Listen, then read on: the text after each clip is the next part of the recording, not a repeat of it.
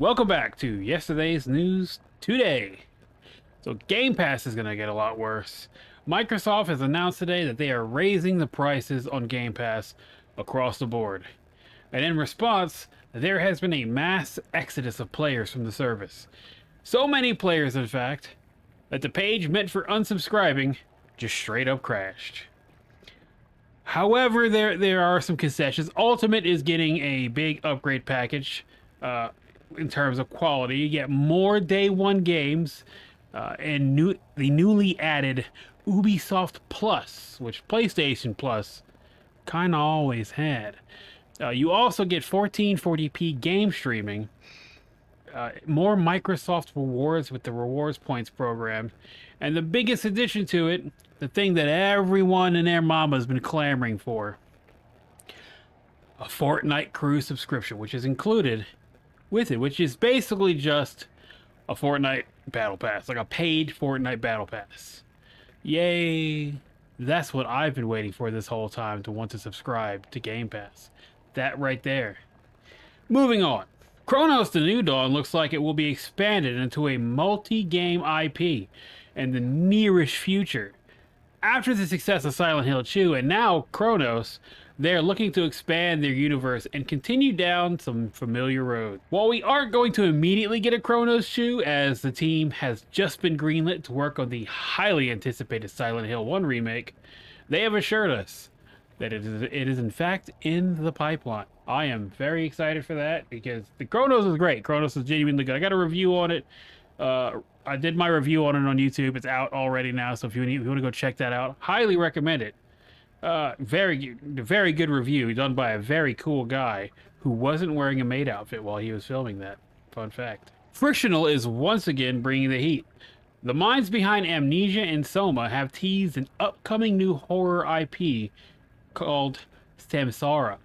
The teaser trailer, which looks fantastic, appears to have the setting in what I will assume is either a space colony, which is currently the meta, or the return to the deep sea. Either way, a potential follow-up to Soma would be huge and would make sense considering they just released a physical version for Soma's 10th anniversary. If you've seen the Samsara teaser, do you think this is potentially a follow-up to Soma or something new? Let me know down below in the comments. According to ex-Blizzard boss and former Microsoft exec Mike Ibarra, Xbox consoles are dead.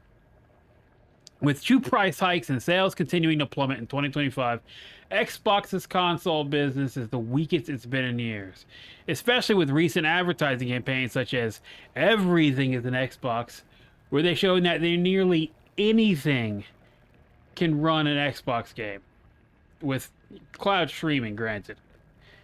And also the swirling potentials of Game Pass or a version of it coming to PlayStation. It's really hard to see a future where the Xbox console retains the market share it has now.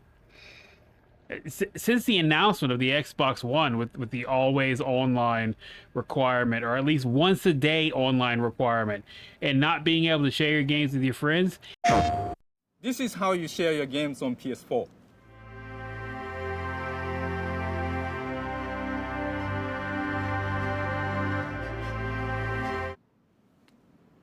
Thanks.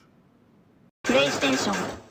It has been a very slow decline at which they have not been able to recover from. No matter what we say, oh, they're doing great.